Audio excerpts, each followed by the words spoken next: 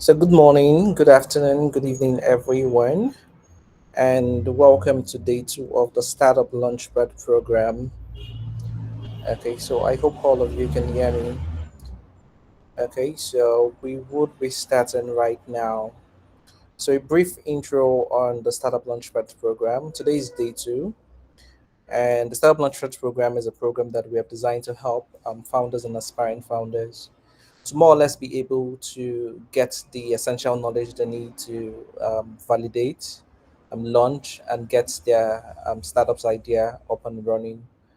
Yeah. Okay, so today's topic is going to be on co-founders relations and team building. Yesterday we had the first session, which was on understanding the startup ecosystem and entrepreneurship.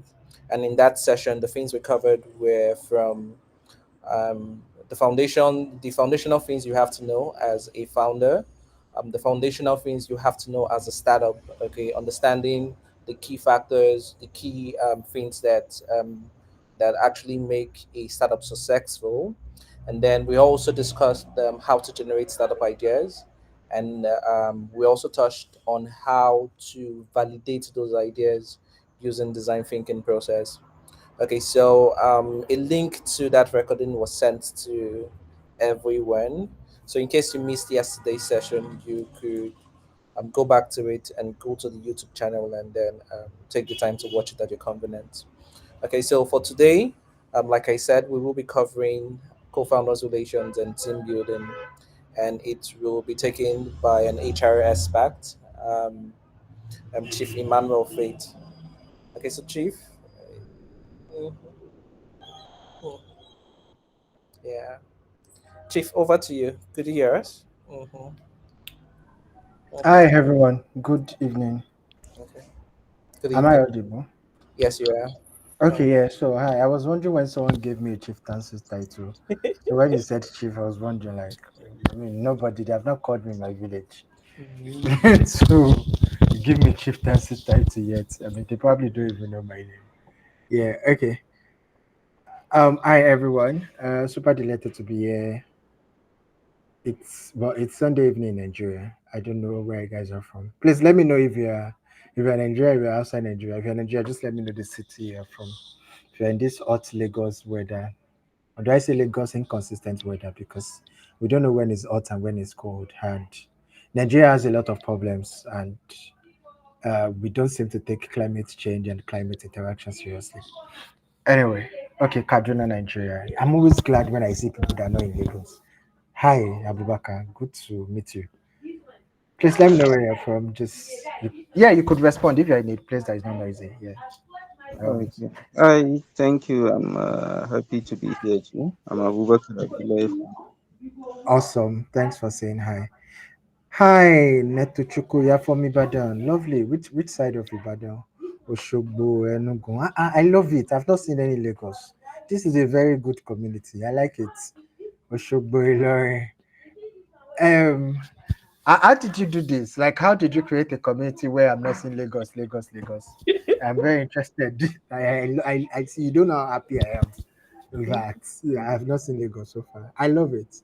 Yeah. And like the reason is very simple. I think that Lagos has a lot of accesses to a lot of opportunities. And I think that by being in Lagos, you already have a location advantage. And so when you're outside Lagos, there is some sort of I would not call it, yeah, favor, I would take you in a bit. I would not call it locational disadvantage, but there's just a way that you have to now go extra mile to access some things. So I'm really super delighted that there is a community here where, a lot of members are not from Lagos. I love it. Okay, hi, favor. I will crack it through, but yeah, hi, favor. You want to say something?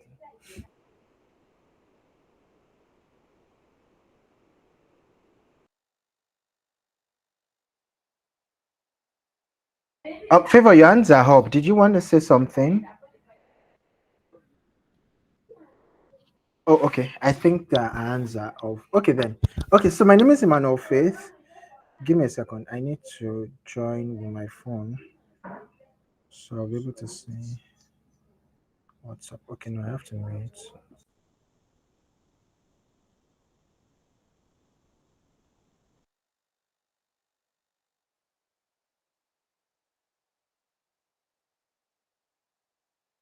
So while he's trying to sort that out, remember if you have any question, feel free to note them down or drop them in the comment section. So during the Q&A part, he's going to answer all of them.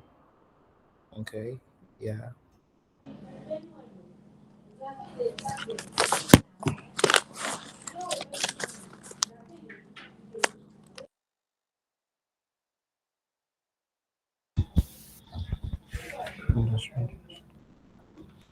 Okay, can you hear me? And am I audible and am I not echoing? I want to confirm that I'm not echoing. I think that it's Oh, very you're good. important. Okay, so I'm not echoing, right? No, you're not. Okay, awesome. So nice to meet you guys. I'm super delighted to meet you guys. I would be talking about co-founder relations, team building, and things around that. I would share my slides in a bit. Please feel free to ask me questions. I think that I would spend less time talking and more time answering questions, to be very honest, because I like to answer questions. I feel like when you teach, you share knowledge, which is very pivotal. But when you okay, first I have to go and share my screen. When you answer questions, then you meet people's needs. So let me see. Let me just share the entire screen.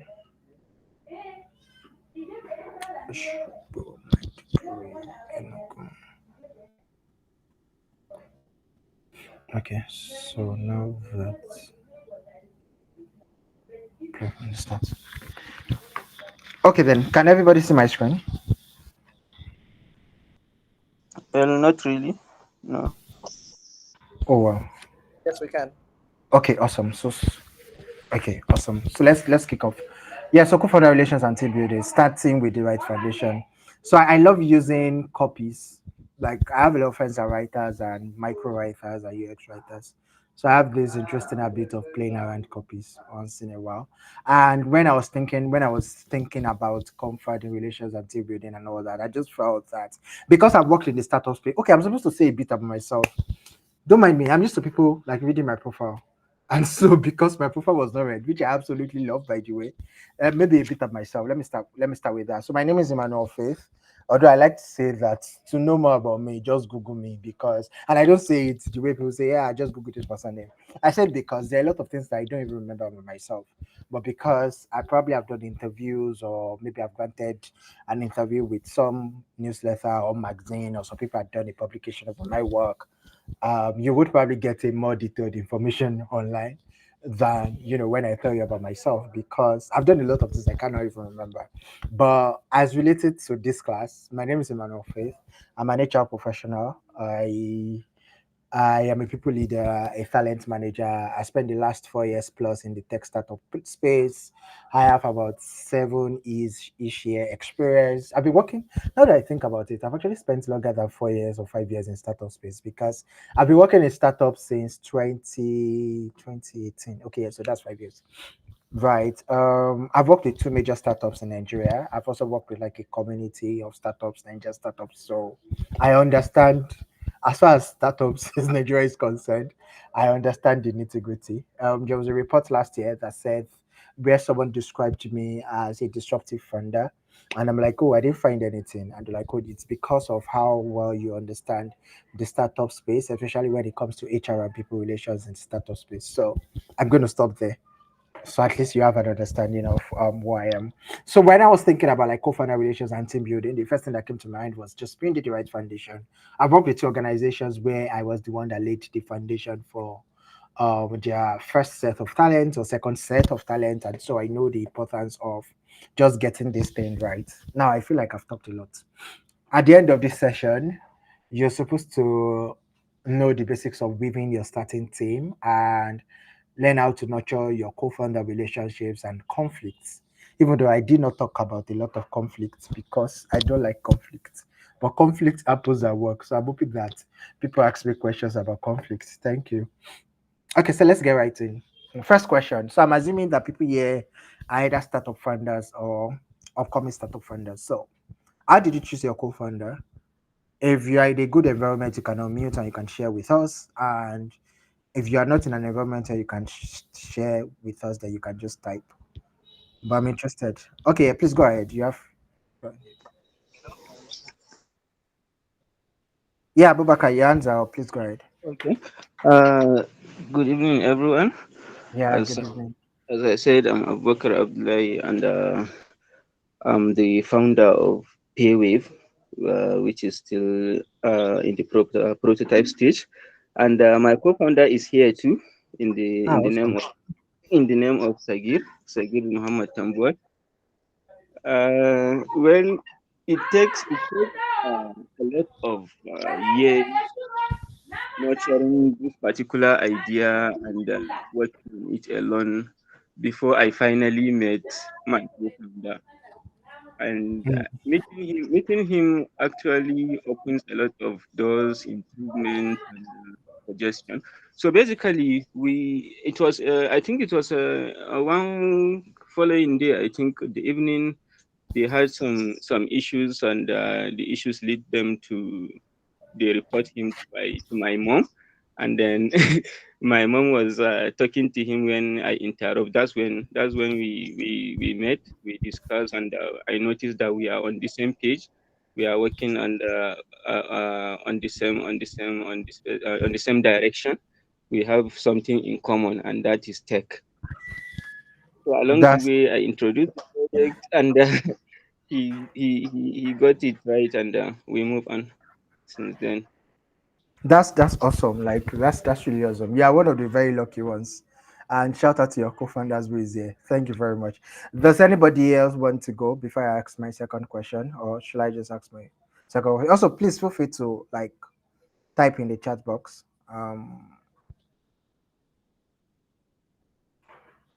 Okay, awesome. Nobody wants to go. And I also don't want to call names, at least not now. Maybe I'll call names after I'm done teaching. My next question is, who was your first hire and why did you hire the person? And I want to hear someone else that is not Abubakar. Okay, so who wants to go? And if you have not made your first hire, that's fine. You can just let me know that you have not made your first hire in the chat box. So I will move on. Anybody?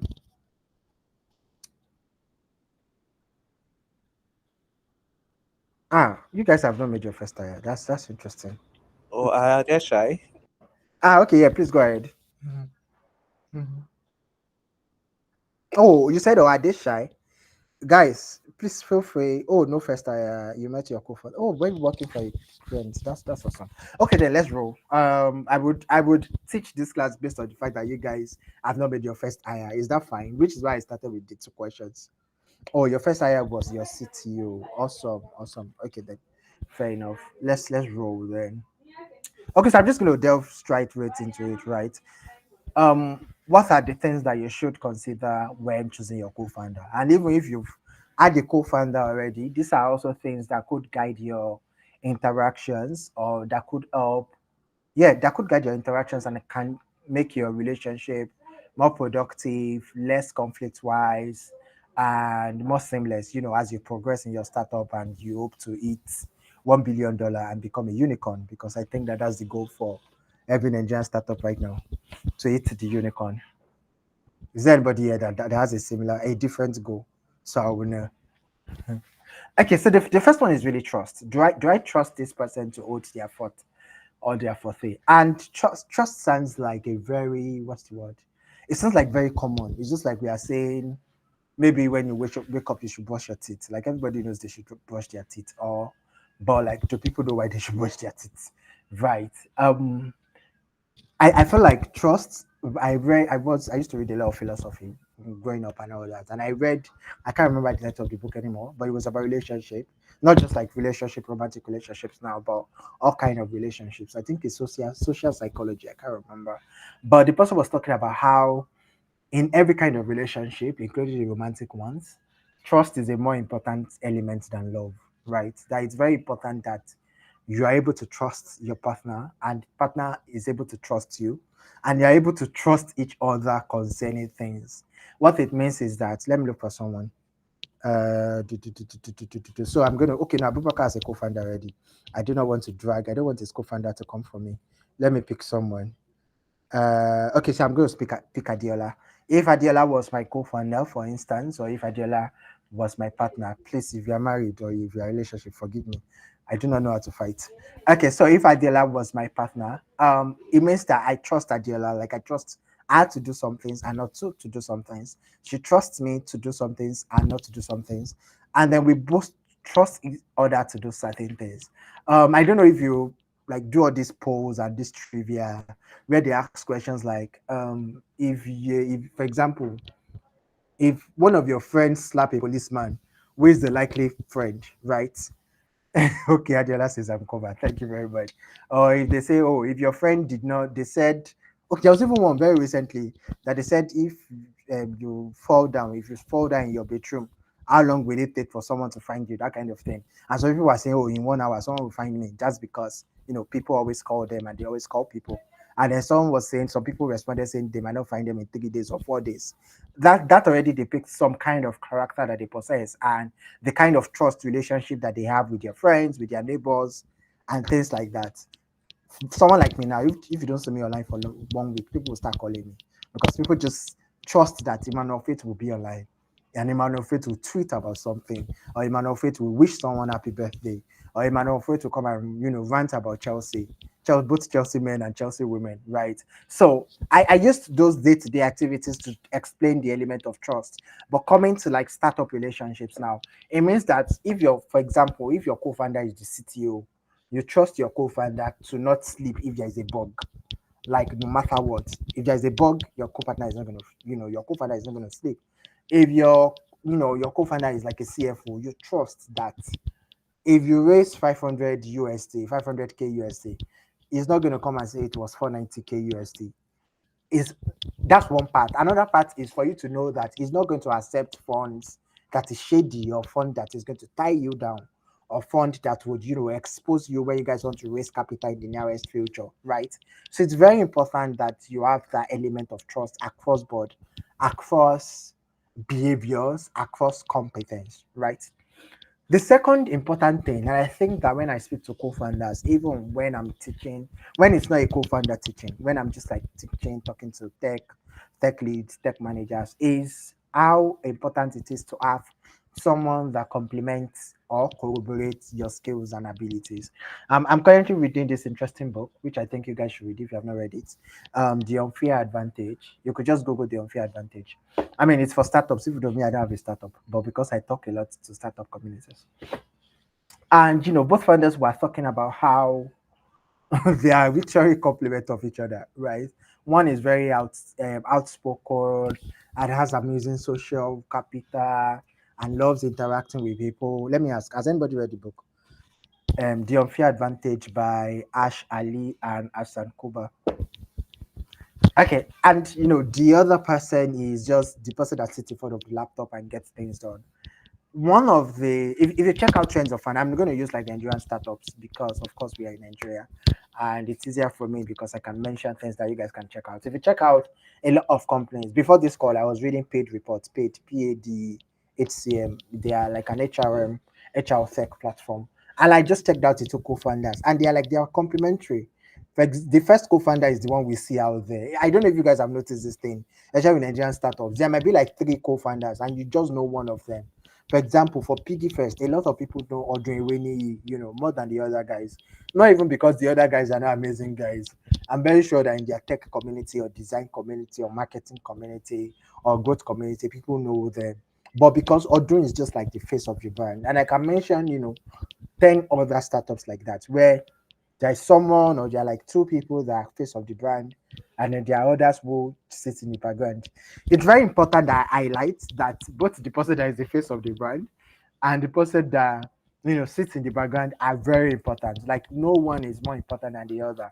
But it's very, very pivotal that you work with someone, that corroborates or complements your skills. And in my illustration, I've talked about maybe two or three major things. I've talked about social capital. I've talked about someone's like competence, ability to get things done. But what you are looking to corroborate might be different. For instance, if you are not an organized person, maybe documentation is not your forte. You probably want to hire someone who loves documentation, who can wake up and sleep on Notion or Coda or whatever it is. If you're a shy person, you probably want to, get an outstanding person. If you're an extreme sanguine, you probably want to get someone that is a melancholy. So that when you are, for example, if you're an optimistic person, like you believe everything is going to work out, You probably want your co-founder to be a realist, so that while you are saying, we're going to push this product by Q2, we are going to get investors by Q4, your realist is probably calling you back to say, hey, you have not even done version one, you have not even done prototype, right? So you cannot be talking about launching by Q1 and having investors by Q3 or something like that. Whatever metric you are using to measure, either it's terms of social capital, in terms of getting things done, in terms of outward perspective to life, it's very important that your co-founder is someone that complements you. You do not want to you do not want two very rigid people, or two choleric, or two very authoritative people, or two sanguines, or two melancholies. You do not want, like, that kind of setting. The next factor is capital. Now, capital is a very interesting thing, especially given I feel like capital is very peculiar to the kind of the industry that you are.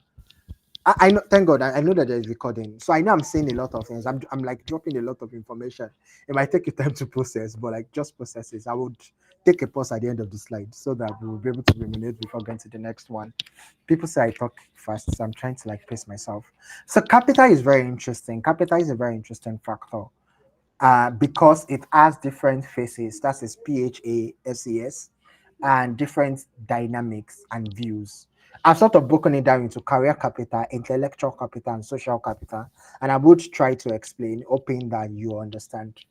So, what do I mean by career capital? Again, I will use an illustration. Can you guys help me do something?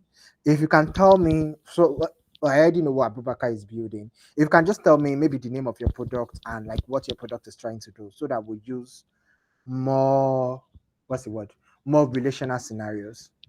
So like just type maybe the name of your product or what you're building and what the product or service is solving. Thank you very much. So for now, I'll keep using my Paystack and Flutterwave and all that while I wait for your messages in the chat box. So this is what I mean by career capital. Let me think of an illustration. Okay, so I remembered one. If there are two co-founders, both of them attended. Let me see where you guys said you are from. Okay, so there's someone from Oshogbo, someone from Ibadan. Okay, so if there are two co-founders, both of them attended UI. So both of them grew up in Ibadan. They went to, or maybe someone even grew up in Oshogbo. The other person grew up in Ibadan. Someone went to FGGC Ogbomosho. The other person went to, let me look for another FGGG in Osun State. Maybe FGG.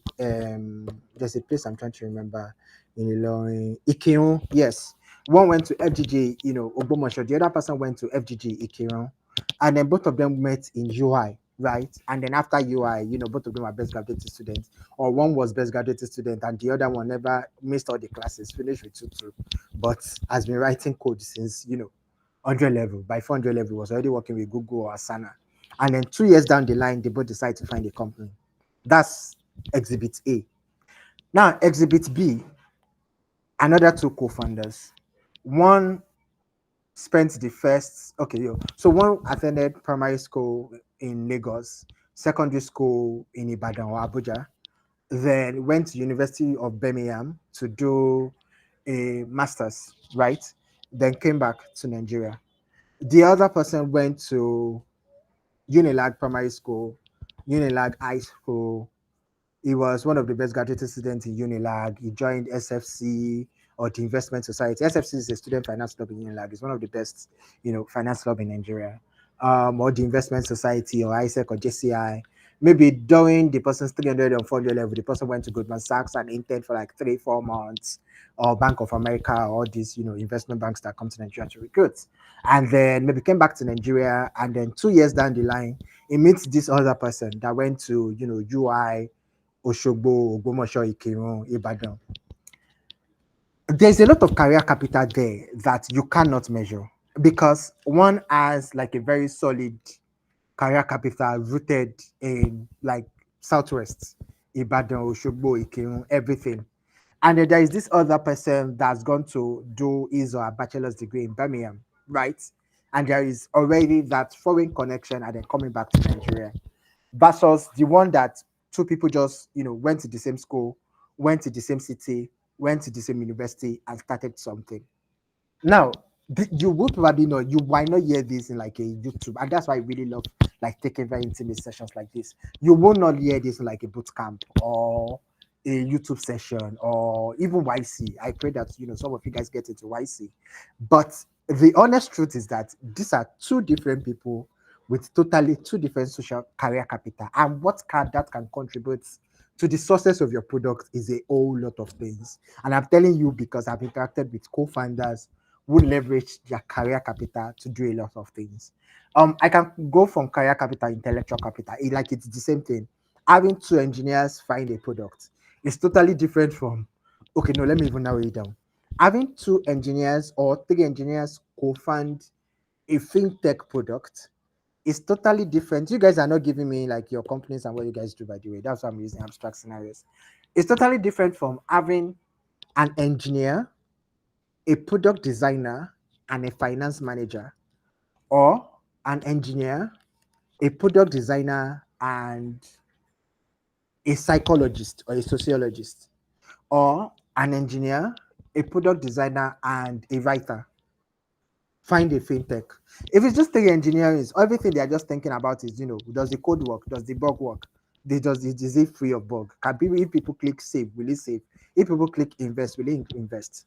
If you have a product designer on your team, the person is looking at the app layout. Either is, the front end, either is, it's on Android or is on iOS, and is thinking, how easy is this person to see this button? I don't know active you guys are on Twitter, and if you saw the drama that happened with Dove air cream and Dove bathing soap, or something like that last year, there was a whole debate around Dove products and how the containers were not UX friendly, right? So a designer is thinking how easy it is. If you have a writer, on the team as a co-founder, everything when you guys are done, building, the writer is looking when people read this, can they comprehend? If, for example, if I say, if you lock this money, you cannot access it till the day you unlock it. Like how easy it is it at the copies? Can people read and relate to what your app is trying to solve? Can people look at your website and take a one glance look and see how easily usable your website is? That is intellectual capital. You cannot buy these things. These things just happen because they are there. So the way at foundational base, emphasis on foundational, stage, the way three founders are made up of three engineers, and three founders that is made up of one engineer, one product designer, and one psychologist or sociologist or writer will think is totally different. And the quality of product they will build is totally different. And I can easily give you references. One of the third hire at Carrywise was a designer. That's why till today, like I can categorically say it anywhere. I left Carrywise 2 years ago.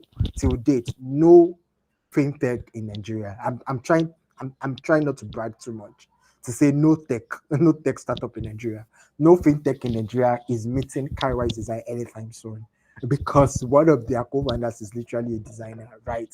I can like talk if you look at Piggyverse, you will know like how the people you would get a sense of the people that made up the company. If you look at paid HCM, you look at Eden Life, then you would just a way you'll be able to say, oh, a designer was part of the founders, a marketer was part of the founders. One of the reasons why Piggyverse is very big on marketing is because one of their founders, and I think one of their first set of hires was like a badass marketer, right? And that's why they always seem to be at the front when it comes to like fintech and wealth management apps in Nigeria. So it's just very important, right? That your career intellectual capital. And also the same thing from social capital. It's just really the same thing. What are the kind of people that this person interacts with? Do you interact with the same kind of people? For example, two co-founders. One is like I'm okay. I don't want to say this, it might be sensitive.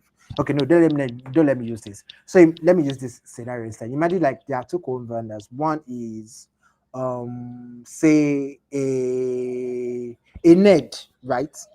His colleagues are like best graduated students, as a master's, did had first class BSc, distinction is masters. It doesn't go out. All he does is read. Like he just likes reading articles, reading blogs, reading YouTube, reading YC reports, reading Techstars reports, reading everything. And then you have this other co-founder who is a proper socialite. He attend all the tech mixers. If they are doing tech mixer in Nairobi, boom, he's on a flight to Nairobi. Techstars is having a demo day February 20. That's free information for you guys, by the way. If you're planning to come to Lagos, Techstars is having a demo day, So in case you're planning to apply to Texas in the nearest future, I think it will be streamed online. So you can add that to your calendar for information that you not pay for. Yeah. So Texas is having a demo day. This co-founder is there. Um, what's the name of this? Tech Unwind is having a mixers for only tech founders in Lagos. Prim, we are taking plane to Lagos. Is there? There is a tech something happening in Abuja. Is there? Now, these are like two entirely different social capital that like complement each other. Because when it comes to fundraising, you probably need the person who is a social socialite to access more people that can invest. And then when it comes to maybe structuring the deals, doing the financing, apportioning the shares, then you probably need the person that is a reader. So I've walked you guys through. I know that it's a lot, and this part sounds very academic. I know. And don't worry, after this part, there's no academic part again. But it's actually very important that you realize that these elements are crucial when you are choosing your co-founder. What does their career capital look like? What does their intellectual capital look like? And then what does their social capital look like? And then the last part is really, do you have similar structures, right? Do you have the same long-term goals, short-term goals? I often advise also, I also like share this for first hires. For example, your company is trying to provide property for young Nigerians in, I already say prop tech.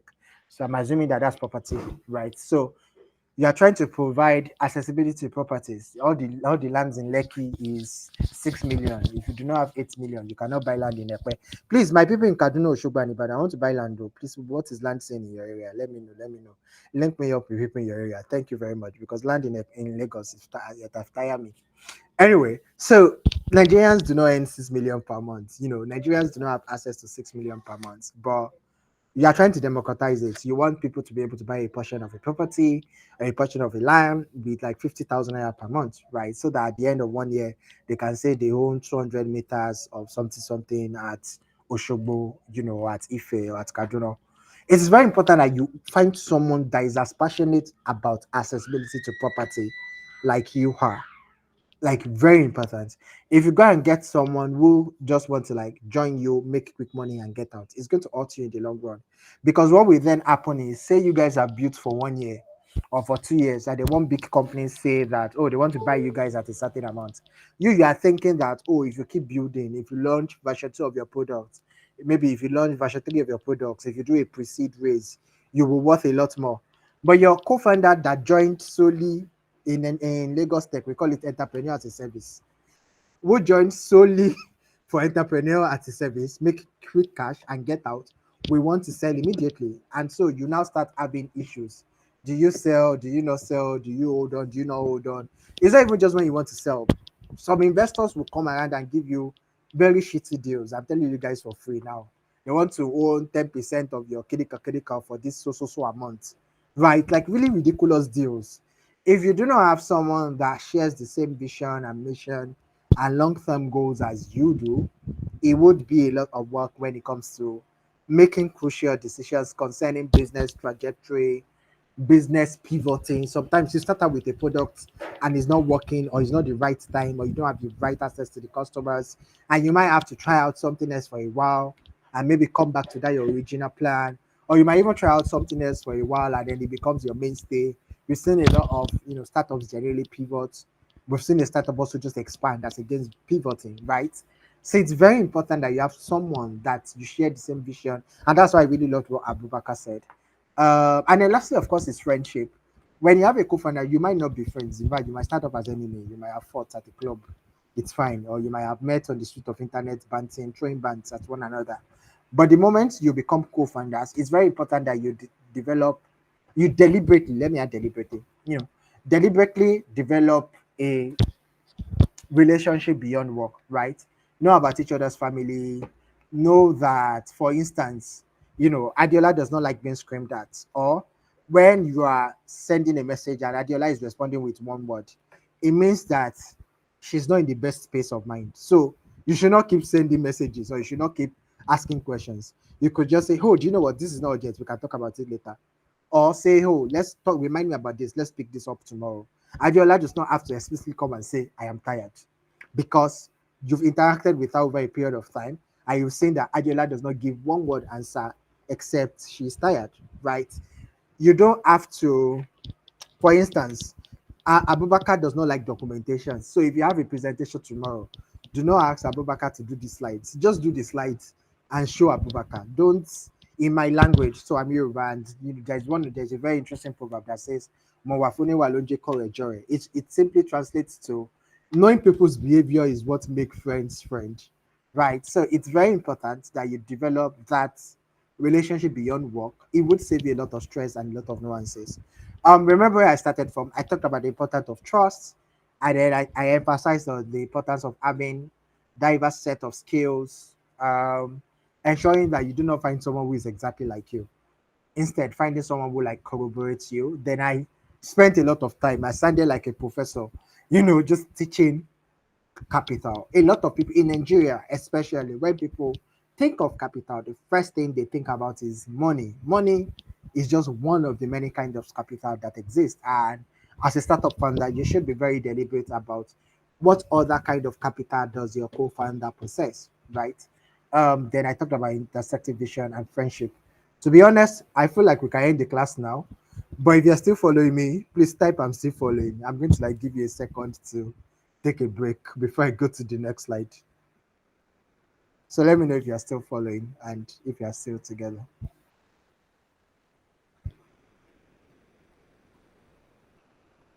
Awesome. Yeah, you can. Yes, you can type follow or you can just do a thumbs up. Okay, awesome. Let's roll. Okay, so making your first hires. To be very, very honest, while like a co-founder is very crucial, like very pivotal, and you know, important to your startup progress, I feel like almost similar principles applies.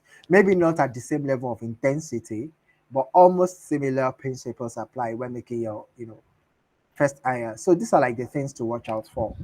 Do you have the same shared vision, current and future career goals? So I'm just explaining this in one word. What it means is this: if you're hiring, let me see, let me think. So you're hiring. I like using products and growth because people don't rate growth and marketing. So I like spotlighting them because those people actually do a lot of work. So if you're hiring a marketing person, for instance, say you're hiring a growth marketer, right? And the person's goal is to go to the UK, and you're a Nigerian startup, you do not plan to go to the UK anytime soon. That's probably not your person. But if you're hiring like a growth marketer and the person's goal is to develop competence in email marketing, product marketing, how to leverage social media to draft something, something, something to build community and all that. And maybe the nearest possible, the next set of goals is the person wants to manage a B2B or a B2C marketing pipeline or something, something, something. That's probably the kind of person that you want to work with you for two reasons. One, the current state of the person is your company's current state, right? You're just starting out, and the person is looking to learn a lot of things. So, your company is the good place for the person to learn. Let the person try out everything. Let the person write blog posts, do social media, do email marketing if the person wants to. Um, and then in the future, the person have already told you that in the future, I want to do B2B. If your company does not pivot to B2B, then maybe in the nearest future the person might leave. And then in the future, maybe you guys have a plan somewhere in your business plan that is 5 years time. That in 5 years time you guys pivot to B2B. Maybe because of the person, you might bring your 5 years plan to 3 years plan. I don't know, but it just means that both of you align both on current career goals and your future career goals. Next is salary component. What is the person asking for? I did an interview with a company like last 2 weeks, and I mean, it was just I like because there's a long period in my life where I did interview for companies. Now I like to interviews just to know what's up. So when they were done, of course they were going to hire me on the spot, and then I told them how much I wanted to earn, and they were like, "Oh, this is their budget." I'm like, "That's fine. Like, don't feel bad. This is the stage that you are, and this is the budget that you have." It's very important that you do not hire beyond your capacity, right? It's you would, and that's like another day. That's another what's the word? That's another talk for another day. The way you say it in consulting, you can get the talent that you want with the resources that you have. So it's very important that you do not go and hire shiny talents with a lot of expenses and then expect magical delivery. The challenge with even hiring, one of the many challenges with hiring shiny talents is that a lot of times this shiny talent needs some sort of kind of resources and some kind of settings to work, and your company probably does not have that setting. But because you've heard that this person is the baddest content marketing manager in town, or this person is the best social media manager around, or this person is the best, product designer around, you break your bank and then hire the person and you expect the person to do magic, but you do not have the structure to even support, the person. So it's very important that you hire people within your salary component, right? And then and another part of the salary component is how you talk about shares, stock, and all that. But I'm not sure that you guys are at that level of startup founders yet. So I do not want to overload you with information that you do not need. However, if this is an information that you need, when we get to questions Q&A, please ask. Thank you. The next is aggregated capital. I'm not even going to talk about capital again today. I've already talked about capital when you are talking about co-founder. So all the things I shared during co-founder, please bring it to this place. When I was at Carrawise and even at BCM is big cover media by the way, there's a thing that we say. We say that when we hire a talent, we are hiring all of the talents. It means that if you hire Emmanuel Faith today, you are literally hiring all of me, right? You're hiring my social capital, you're hiring my intellectual capital. You're not hiring the HR part of me. You're hiring my own me. In fact, my online presence, my social media community, everything that I stand for, that's what you're hiring. Right. So you have to watch out for the person's aggregated capital, both like from a positive and negative POV. Is this person they've dragged online before, for instance? If they drag the person online and the person is now working with your company, well, do you want your company to be dragged? I think there was an incident last year. To be honest, I do not know the details of the incident and the part of the incident that is true. But there was someone that sexually assaulted someone, and instead of attacking the person that was sexually assaulted, they kept on, yeah, the assaultee. There's a word for it? Is there a legal person? Yeah, the person that committed the crime, sha, or that was assumed to have committed the crime. They were tagging the person's company, right? So say the company, the person, I won't mention the name of the company. So the person, Mr. A, committed a sexual assault offense, and Mr. A worked with company X. Instead of Twitter people to attack Mr. A, Twitter people are attacking company X until company X had to make it like public statement to say, hey, blah blah blah, this is where we stand. We do not condone sexual harassment and all that. And I think they put the guy on probation. To be honest, till date, we don't know if the guy committed the crime or not. I do not like to discuss things like that in public spaces because I know that you are very sensitive topic. But the point I'm trying to make is that that's like a negative career capital. That's a negative social capital on that organization. Either the employee committed the crime or not. So those are things you want to watch out for. And then the last part, which is not really the last part, is like other commitments. This person that you have hired, this person have other side gigs. So it's like we are now approaching a gig economy. It's very important that founders also embrace these realities. I mean, a lot of people who started their startups as side gigs, so you cannot expect that all the people you hire will have your job as their full-time job, their only full-time job. So one of the questions that I honestly, when I was at Carrywise, my co-founders did not seem to reason that way. But like leaving Carrywise, moving to BCM, and even when I consult for startups now, one of the questions I honestly advise them to ask is, hey, how many hours can you dedicate to my work? Don't tell me you want to do 9 to 5 and then like only see you for 4 hours. If all you can give me is 20 hours every month, that's fine. Let's negotiate your salary based on 20 hours every month. If you want to do 9 to 5, no problem. Let's negotiate based on 9 to 5. But don't tell me you're doing 9 to 5 and then I'll be chasing your slack at 12 p.m. You'll say you did not wake up or your gen did not work or internet was bad when you are doing like 3 other jobs together. So it might be harsh, but like this is the current labor market reality. So it's very important that you have this conversation upfront, especially at crucial stages like this. I can't remember what I was going to say in the extras, so I'm just going to skip it so that we wrap up and you guys are able to ask more questions. So other things, to be honest, I already talked about trust. I had this. Hey guys, founders, this is very important. Hire people that you trust and trust them to do their job. I'm very sure that if you're on Twitter, you've already seen the job description, micromanaging gist online. Don't hire people that you will explicitly say I will micromanage you. That's a lot of stress, right? Hire people that you trust and trust them well to do their jobs. Hire self-starters with more than one skill. Now, this place is very tricky. Actually, the next 2 points, the hire self-starter with more than one skill and after direction about role and responsibility. I'm thinking, should I take them differently or should I take them together? So let me take them differently. So when I say hire self-starters with more than one skill, this is what I mean. So imagine that you hire a product designer. Who, okay, so say you hire a product marketer who does not know anything about writing. Like the person cannot write at all. But when it comes to like developing campaigns, launching campaigns, although I don't think that you can become a product marketer if you can write. I feel like every marketer can write. Like it's an important element of their career.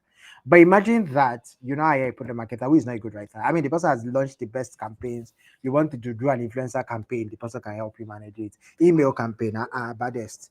What else? Any kind of campaign the person can launch. You want to do a product push, the person is there.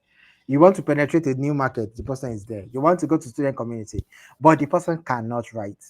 The person has to depend on a content marketer or a content writer all the time. That person will not be optimally effective at the beginning of your company. Maybe 3 years down the line, 4 years down the line, yes. But in like your first 0 to 12 months, even down 18 months or 4 months, you do not want to hire that kind of person. You want to hire a product marketer that can actually write his copy or a copy of their copies. The person that can write a tweet on themselves without having to reach out to social manager to confirm, is this good? Is it good to go?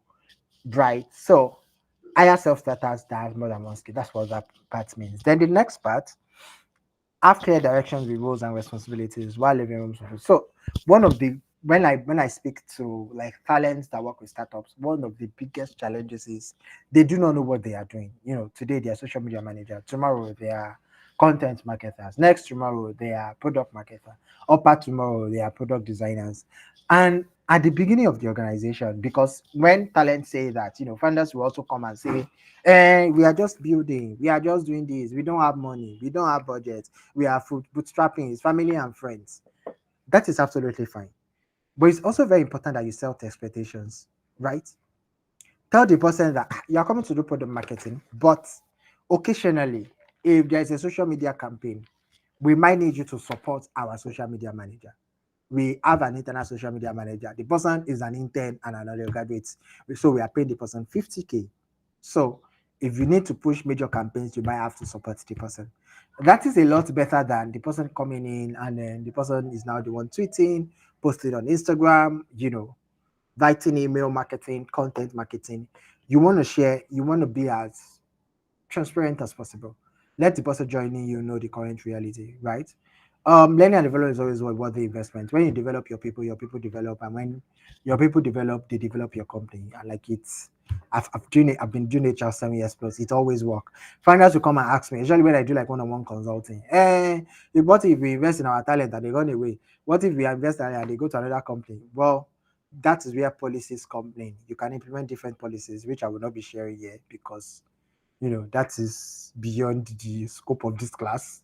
Yeah, but like implement very helpful policies that cages things like that, right? But it's very important that you invest in learning and development. Well, yeah, let's open door be really open. This sort of a cultural thing. You hear people say, oh, open door community, and like when I hear people say, oh, we have open door policy, we have open door policy, the question I ask is how open is your door, right? Can an intern, for example, send a message to you on Slack and say, hey, hi, I joined this company 1 week ago. I just wanted to have a clear direction about what we are trying to achieve here. Will you respond? Will you not say, hey, you are the intern that joined Abby? Please go and meet your team lead. Are you able to speak to your intern and say, hey, thanks for reaching out. This is actually what we're trying to achieve. Do you mind booking 30 minutes on my calendar tomorrow? Let's walk through. I would even like to know what you're doing and how you're settling in, right? Can an intern pick up an idea? I like to use interns because interns are one of the most marginalized people in this part of the earth, right? Even cross departments. Can sales bring ideas to marketing? Can marketing bring ideas to sale? Can customer experience give feedback to product? Let's open door be really open. This last part is very important because Nigerian founders especially, they are very funny people. I don't know if it's obtainable abroad.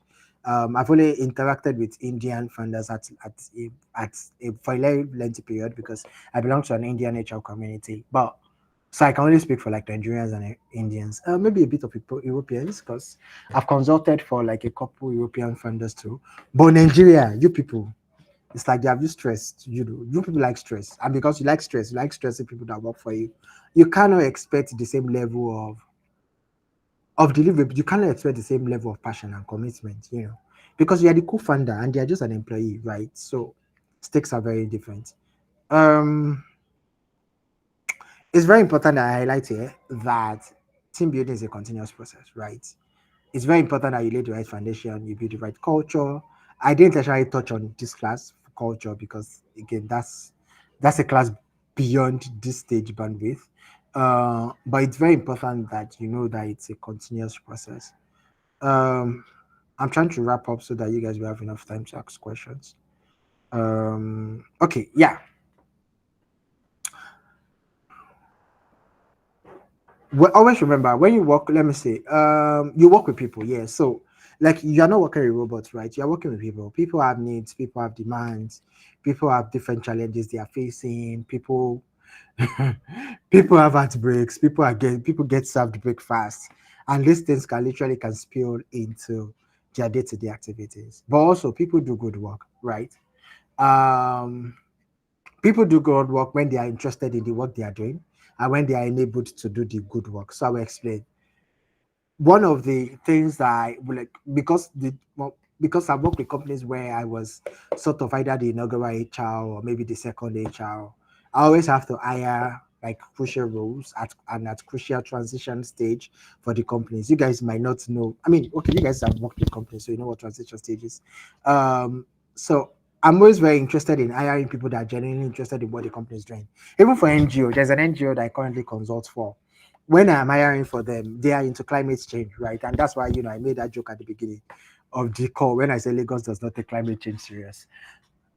One of the questions I genuinely ask is, hey, do you just want to join this organization for the mouths? Or are you genuinely interested in climate change?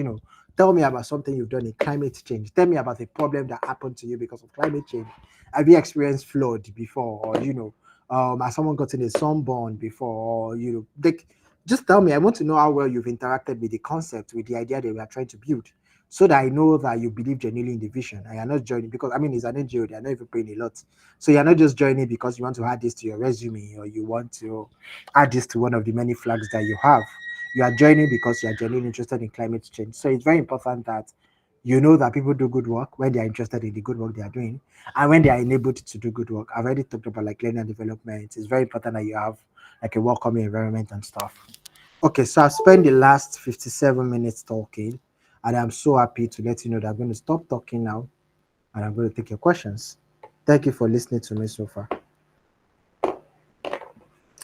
Over to you, the hosts. Mhm. Thank you so much, Emmanuel Faith. What an amazing session. Okay, so at this point, like you said, let's take in some questions. Okay, so while you let's actually appreciate our trainer. So um claps, drop something. Yeah, let's show him that we appreciate the value he has dished out. Now, okay. So while we are dropping our questions, feel free to send them in the chat box or just raise up your hand, so you can be called upon. Emmanuel, are you seeing the love?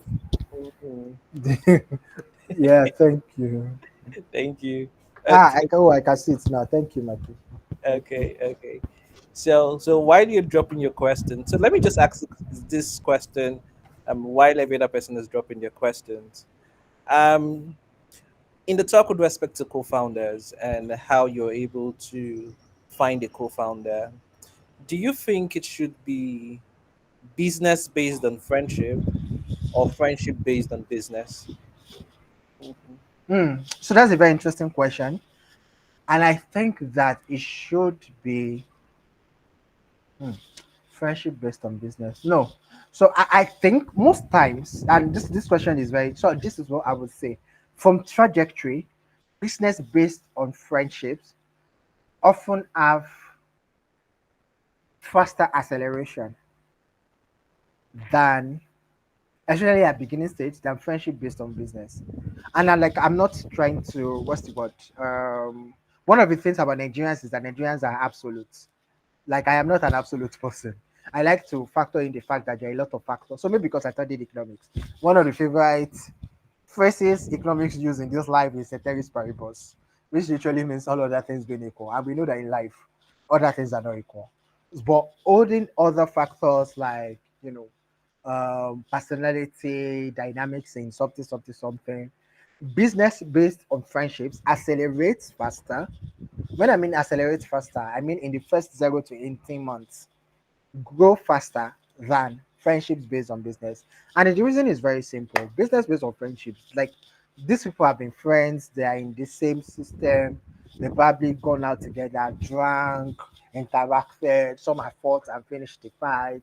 Some people have bantered one another, they have even borrowed money from each other, they probably have invested in one thing that did not work, they've done one investment where they were scammed, they bought one land that Omonile came to fight them.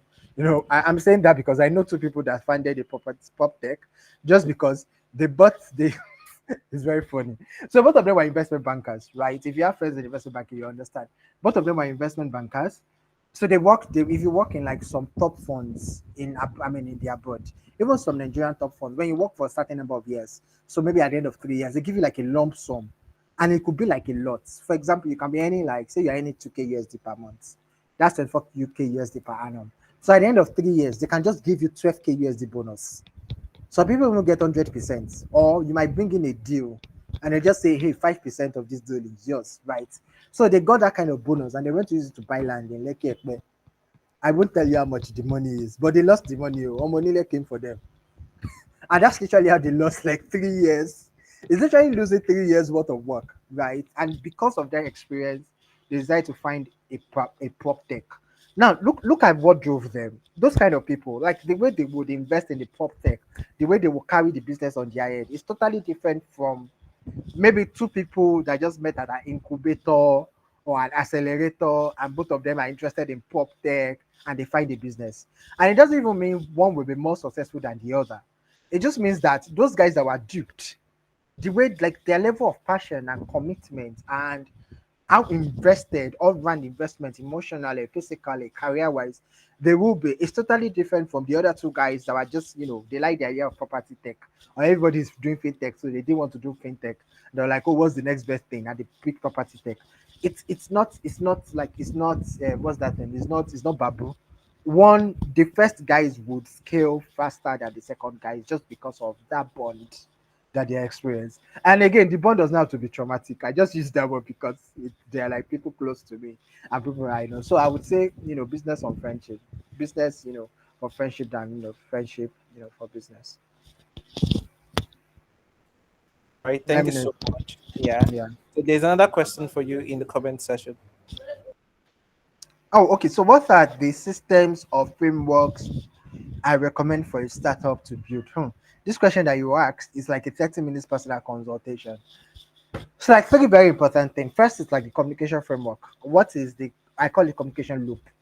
So what's the communication loop? For instance, with your co-founder, like when should I be worried?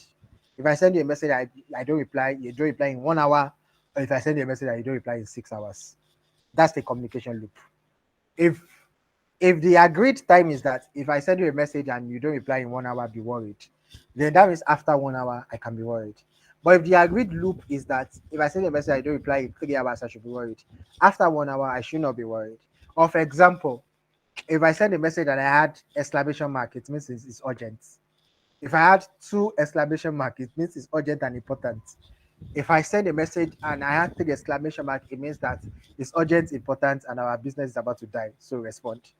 Like those things sound very minor, but there was a company that I helped build like a culture framework and all. They paid me a lot of dollars for it, by the way. And then, so I literally put this, and like the co-founders called me and say, oh, what do you mean by this? Can you explain? And like I explained, and like it sounded hilarious when they were reading it, but like when I explained it, and they even came back to me like 3 months after that, hey, thank you very much. Our communication has improved a lot because of this, right? So so one is like the communication, framework. The second thing hmm, is how will I explain this? So I'm really looking for the word. So the word is scale, right? So how fast do you want to scale and how soon? So I've interacted with founders who are very okay with. For example, I mean, one of the best reports I read from a CEO about their company this year was sellers. Seller. I'm very sure everybody here knows seller. If you don't, please Google them. Seller said they did all the things. I think they're like 3 years or 4 years old, and they're just 18. And it's amazing, like the fact that they are able to do all they are doing with that very lean team. If you have, I've worked with like co-founders before where one just like hiring talent. You need content writer, hire. You need social media manager, hire. You need marketer, critical, hire. And then there's the other person who is extremely frugal. Who, when you say, "Oh, we need content writer," I'll be like, "Are you sure there's nobody on the team that can do content writing? Are you sure that there are not two people that can be contributing to the blog weekly as a guest IRA content writer?" So the second is like scaling framework, like how do we scale, when do we scale, when do we hire more people, when do we launch version 2, when do we do this, when do we do that? And then we solve the third one is of course like finance. One does finance, how does finance want to be handled and all that. But yeah, that's like a straight up question. Is it necessary to hire a CEO, CFO early on an early stage startup? No. Yeah, thank God I remembered. So I hope that Cerebro is not mad at me.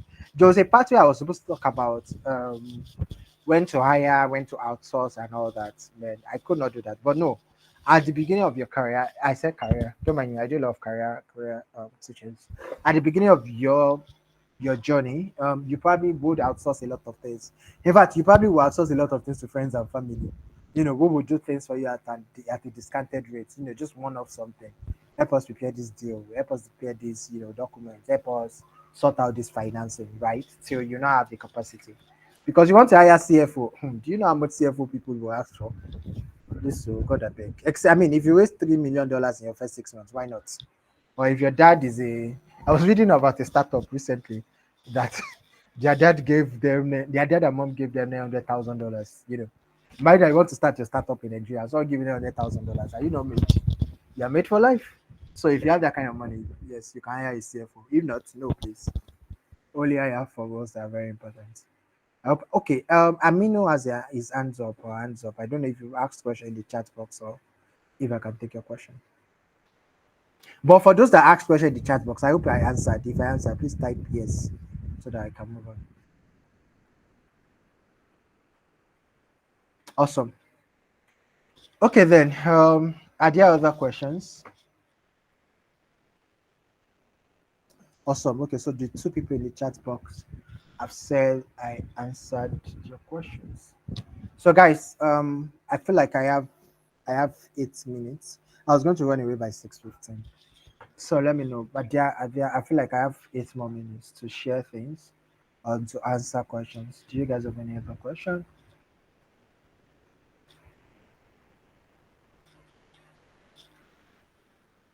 Okay. Thank you very much for not asking me questions.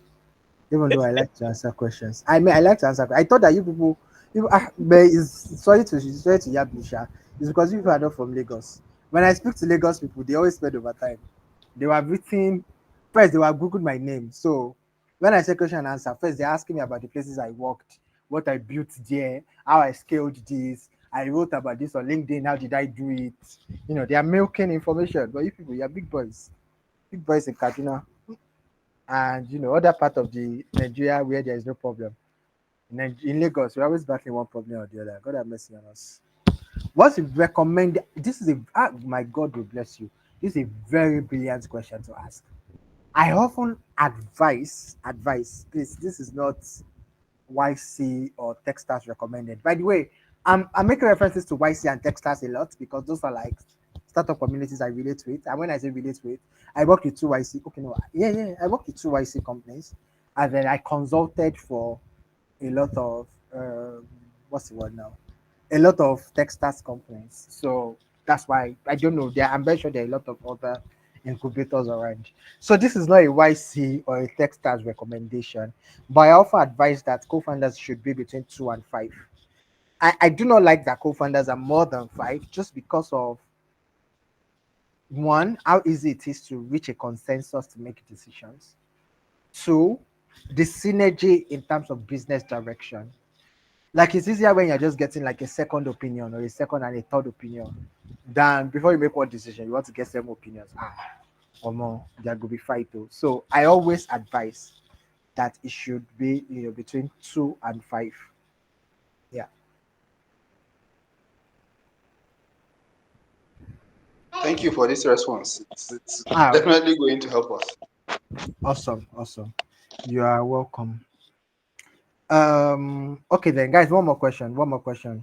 You people should think about every question that has to do with HR, people relations, and startup, etc., and ask me.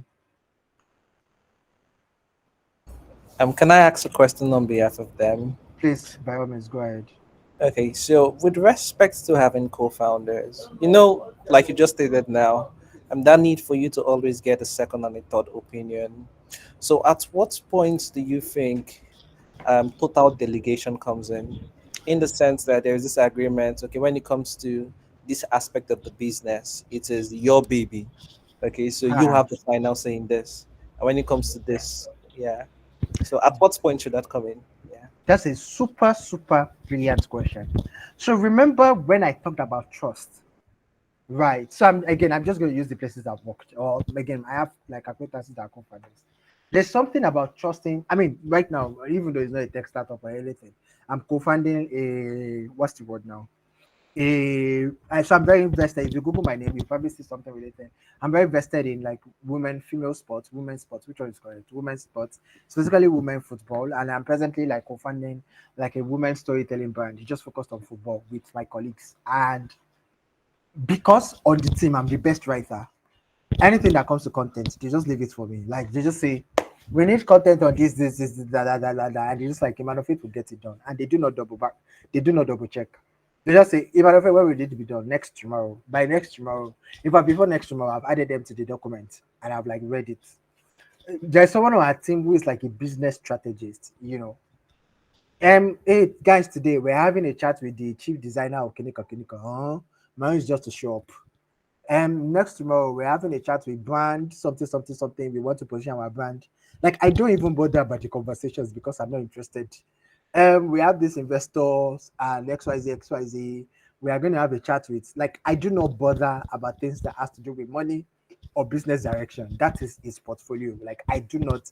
It comes back to us. He asks us for opinion. He informs us. I'm saying us because the third person is the legal person, and our own case is even more interesting because she's in Canada, so she's not in the same time zone with us. And everything, as long as it comes to documentation, no documentation goes out without our insights. Even when we get professional lawyers and all that, she would still take a last look and say, hey, I'm just doing this, to protect our future. We are young now, but in the nearest future, we might want $1 billion.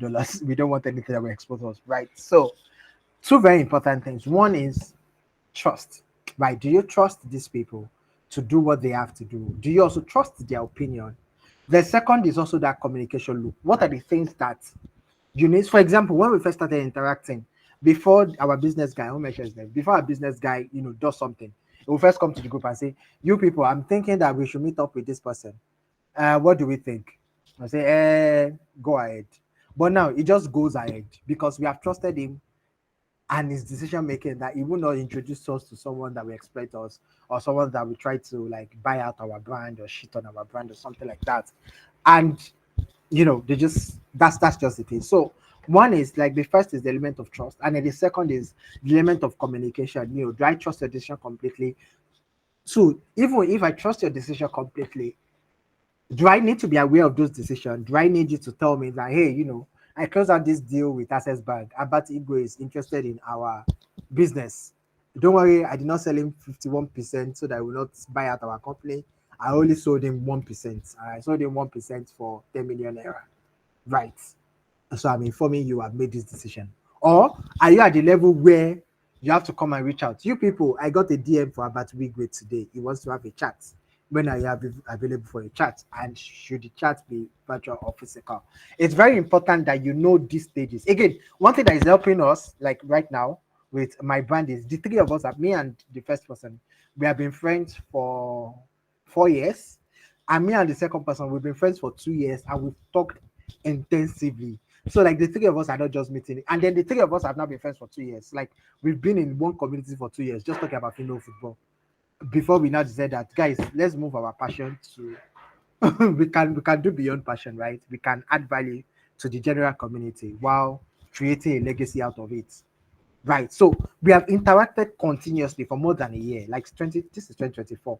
We've been in one WhatsApp community, just the three of us, since 2022.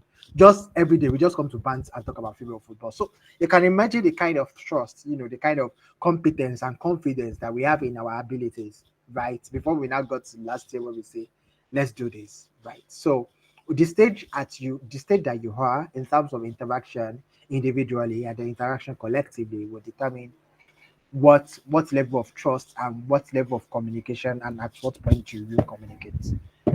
I know that that's like a lot of things, but I hope that my scenarios give clear answers. I hope people should thank, Zukari for asking these questions on your behalf. So Zipa and asking questions. Thank you. So I think we have two questions, and after that we can call it a day. So Okay, one fine. question from Abubakar Guabere, and the other one from Eniola Alex. Okay. So Eniola, you could go first. Mhm. Eniola, you ready? If you're not yet ready, Abubakar, you can go ahead. Okay. Thank you very much. The question I have, I think, it's not really related to the. Hello, can you hear me? It's not really related Yeah. to today's topic, but I still have to ask. So let's take on this use case. I have a product, but I'm not certain if that product is like too early to the market, or too early for the market as at now, or it's uh it's okay to roll it out. So I don't know if you get my question properly. Yes, I do get your question. So how do we handle such That kind situation? of thing. Okay, so I'm very sure that I know that I saw Gladys as one of the speaker. I don't know if she has come around yet or not. So I'm very sure that we have like a marketing and comms person coming around. But two things. One is to do like a customer fit, a product fit, and a price fit. Customer fit is, do I have people that are interested in this product? Like, let's even forget the payment part. Are people genuinely, so one a lot of HR tech startups like reach out to me at funding level to say, "Hey, we trust your voice, you're an HR expert. Can you reach out? Can you help us try out this? Can you test run this? Can you help us with this? Can you see the scalability of this? Is this value adding?" So one is customer fit. Second is product fit. Now, product fit is this like a standalone product? So we make a lot of joke in tech community. We say that people put like build features and call it products. What you are building might just be a feature that is an auxiliary to another product. So sometimes you do not even have to launch a product or a service. You can just literally walk up to something that exists and say, "Hey, I want to have a chat with your co-founder. I know that you guys are doing this. I want to do this." And then again, I've heard issues of people are not willing to collaborate. People are not willing to do this. That's another conversation for another day. But is your product really a product, or is it just a feature? But I feel Well, like I think it should be a feature. It should be a exactly. feature. Yeah. Right. So if you're like, I even love that that. So the first thing you then want to do is probably reach out to the products that will use your feature to know, are these people already thinking this way? Of course, you have to be very careful with information, be ensure that you're not putting out things that can never be patent. You do not have cases of your idea being stolen and all that. But are there products that are interested in having your feature as an augmented part of your product, right? And then you could probably are talking to a lawyer, especially an IP lawyer, to ensure that you are not putting your intellectual property on the line, at any point in time, right? And then the last part, yes, is not pricing. But to be honest, I don't say pricing is not important, because it's very important that you find people that can pay for your products. But the reason why the first and the second are important is you have to find people that are interested in your product first. You can probably work around pricing later. Because I also want to dash you $1 million, so that you can put the price at zero there. But yeah, again, like I said, I'm very sure there is someone, on comms or marketing that would come and drill down. But I hope I answered your question to some extent. Yeah, you do. You do. Thank you very much. Okay, Eniola, you can go on now, and then we wrap this up. Alright, can you hear me? Yeah, I can hear you. Alright, so I'll start with the question this way. The first one is, you mentioned a lot around um having a co-founder. Okay, I joined actually late, so I don't know if my questions have maybe have been answered during the presentation, but please just answer me regardless. Um, so you mentioned a lot. You mentioned something around having trust with someone who you're putting in as a co-founder, right? All right. So in my situation now, right, my co-founder is a specialized person, right? Is a Okay. dermatologist, right? Is a dermatologist. So I have to look out for someone who has a business mindset and also who is a medical doctor, open to get into dermatology, always currently specializing as a dermatologist, right? So in that case now, I'm building a relationship with a total stranger. Now, there is an issue of number one, communicating all of this, um, all of these visionary stuff with the person, you know, in the form of communication. So let's say we meet on the internet. That's that communication has to be like easy to do with the person, has to flow well. So these are the challenges I'm talking about now.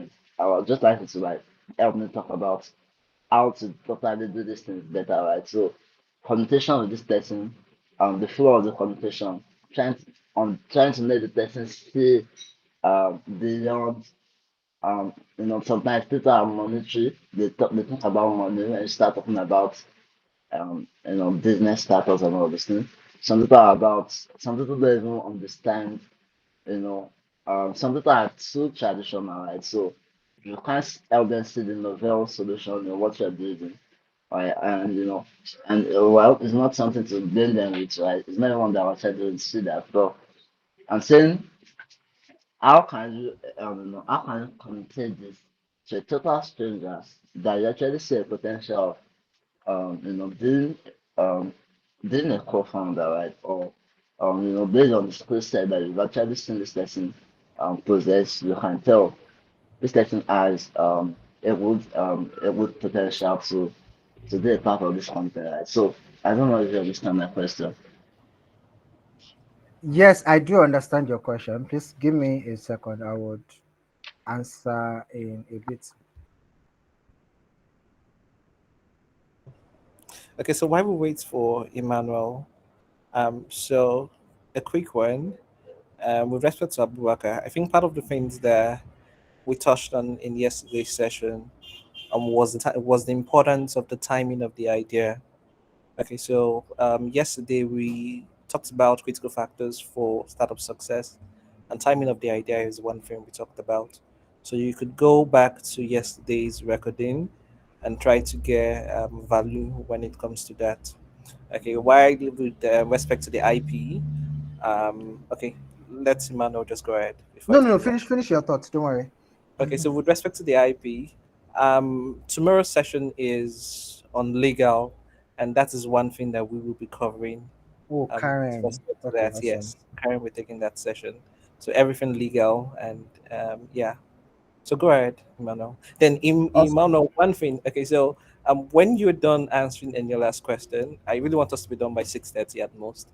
So when you're done with any last question, could you take 2 to 3 minutes to just talk about conflict? Okay, because conflict is Oh, one yeah. aspect of founders' relationship and team building that most times we don't know how to resolve it. I know in the early stage of me as a founder, there was one major conflict that we just parted ways.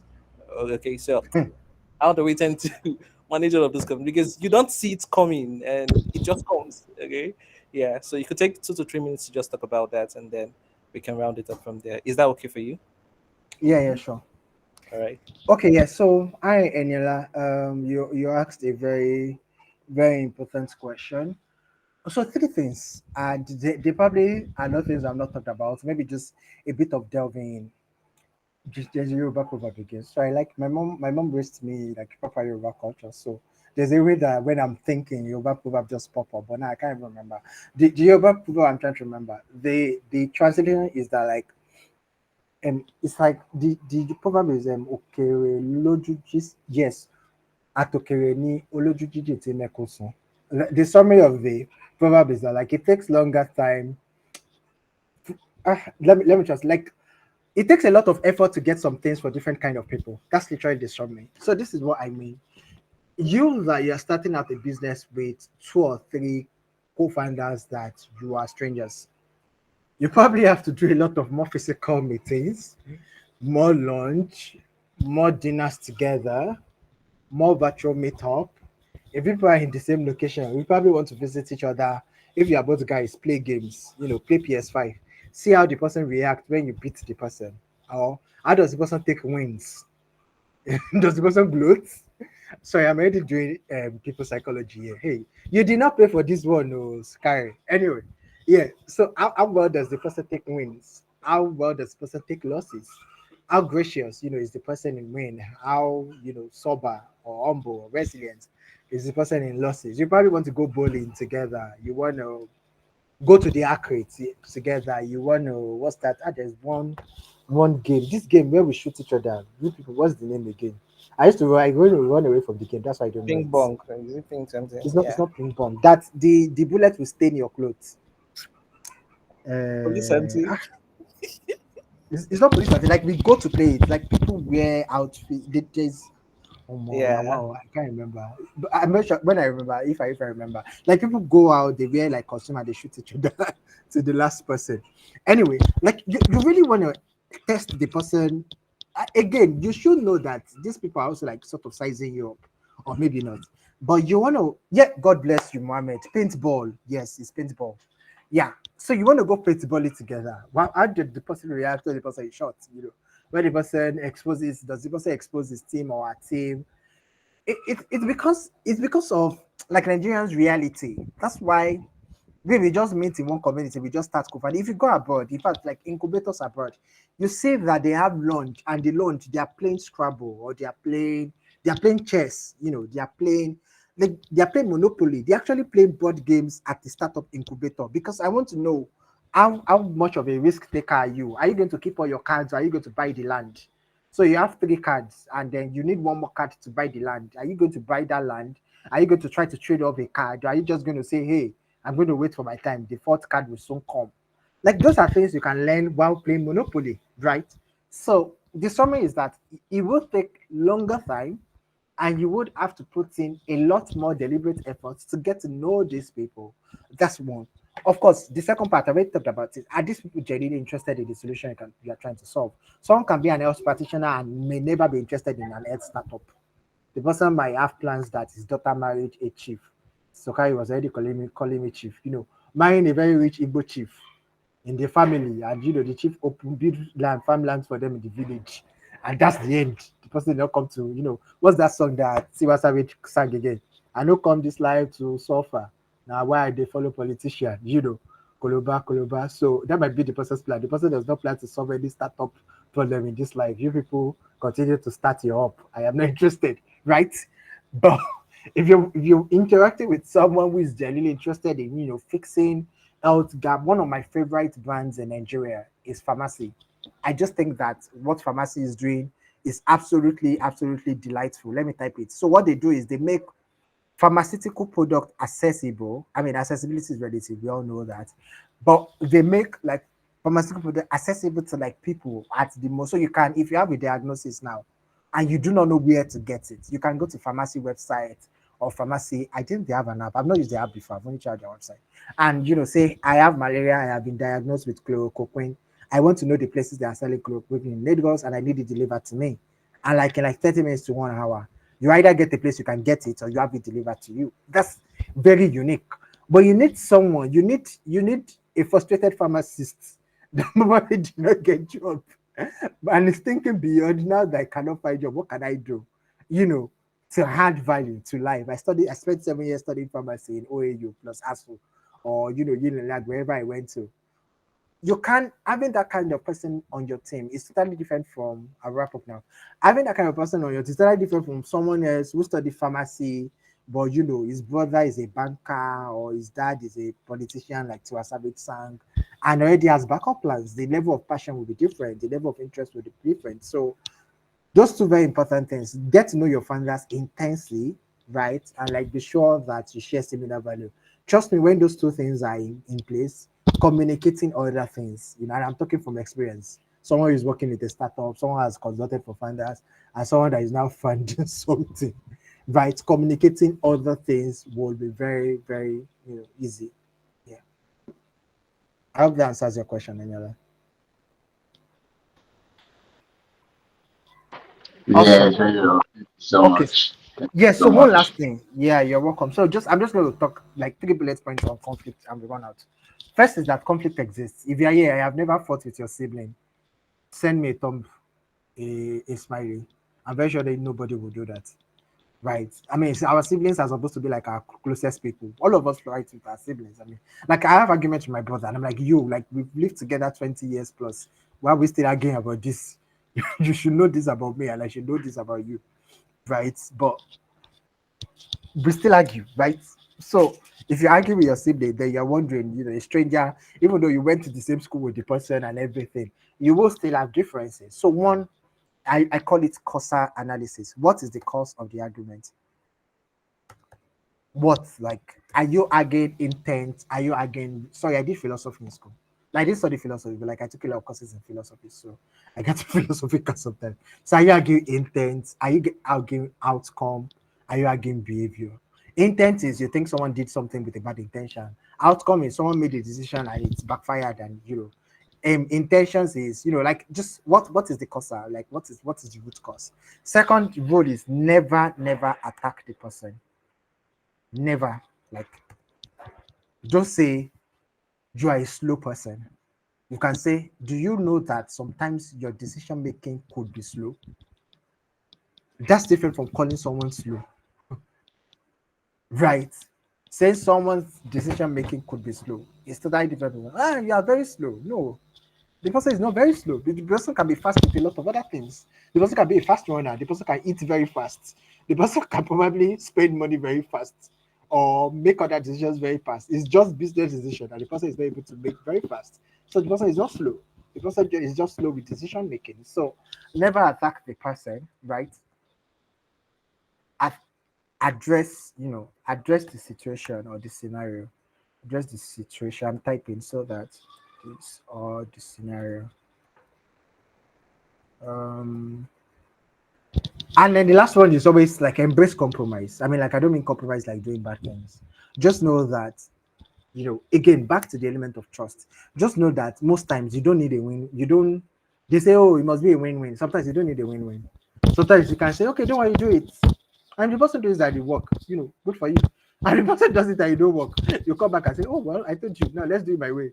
Or, let's do it another way. Or let's do it. And you're not even gloating or anything. Remember how I said it's important that you know how the person, takes a win or take a loss or something. Okay, yeah, you've tried it, it failed. So let's get back to the drawing board. So again, three very important things. One, what's the cost analysis? Like, you see people argue on the most minor thing. That's why I hate Twitter arguments in this life. You just see people argue. I'm like, what are you arguing? One of the most ridiculous arguments in this life is Ronaldo versus Messi. So what are you arguing? Are you saying someone is a better goal scorer? Are you saying someone is a better player? Are you saying someone is a better contributor? You just say Messi is better than Ronaldo. Ronaldo is better than Messi. Messi is better than Ronaldo. What, on what basis? Right. So what's the cost analysis of the argument? Sorry, I watch a lot of football. Second is like, don't never attack the person. Don't call the person slow. I use slow because that's like the first thing that came to my mind. But don't say someone is stubborn. Don't say someone is a big spender. Don't, like, do not attack the person. Address the situation. Address the scenario. Hey, your slow decision making cost us to lose this amount. Oh, your your maybe your tardiness. You didn't wrap up this presentation in time, so we lost out on this investor. Don't call the person an untardy person, right? Is it tardy or non-tardy? I don't even know. You shall know what I'm talking about. And then the last one is really again. What did I say? The last one is, I can't remember. Someone help me.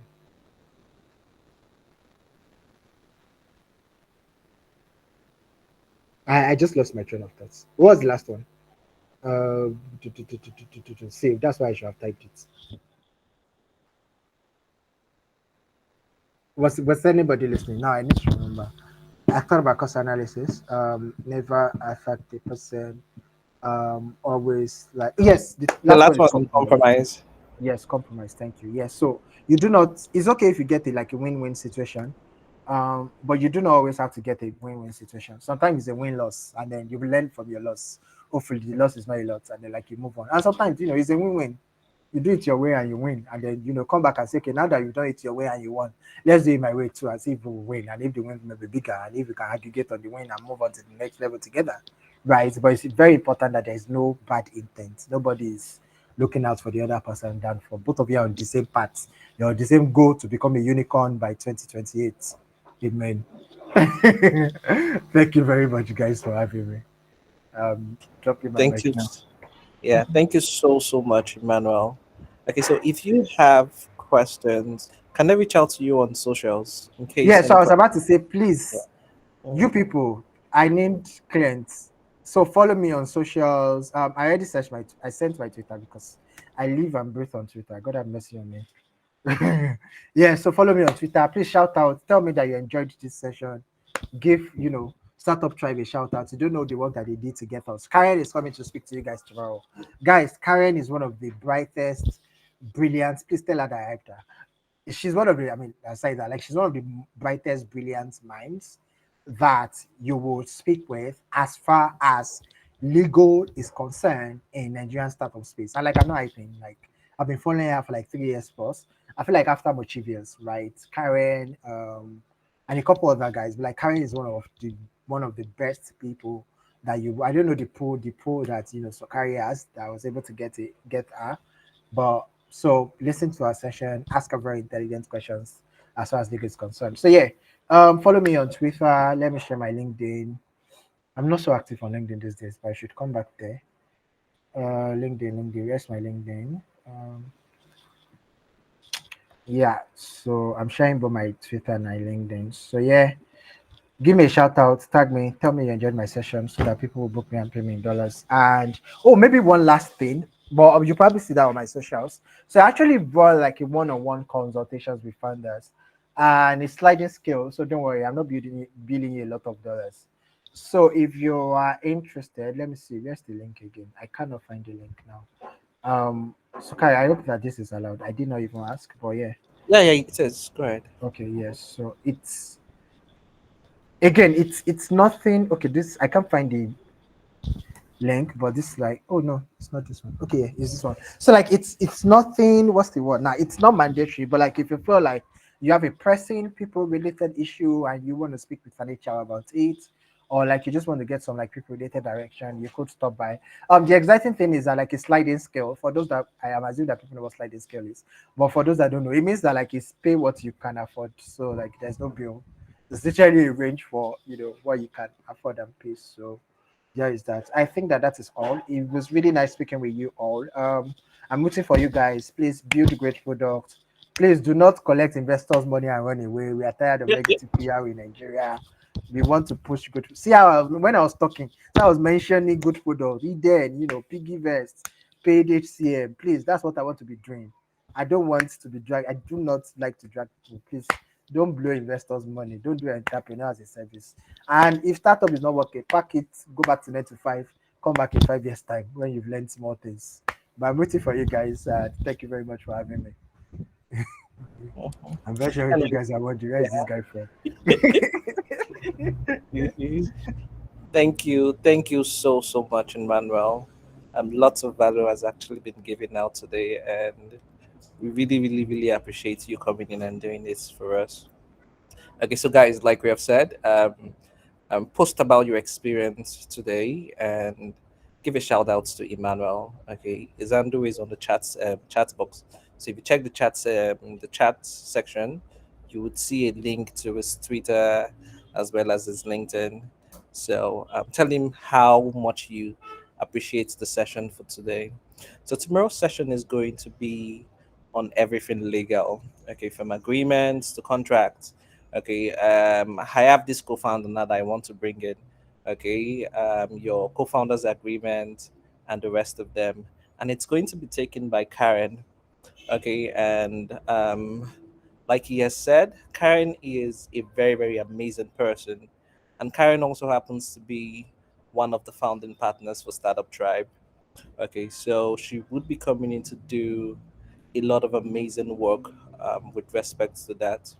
Okay, so legal is one aspect every startup has to really, really pay attention to. So the time for tomorrow's session is going to be by 7 p.m. So set your alarms and see you by 7 p.m. tomorrow. All right, so thank you guys and do have a lovely day. My name is Sokari Ball, Senibo Sokari Ball, and I am here representing Startup Tribe. All right, so bye everyone.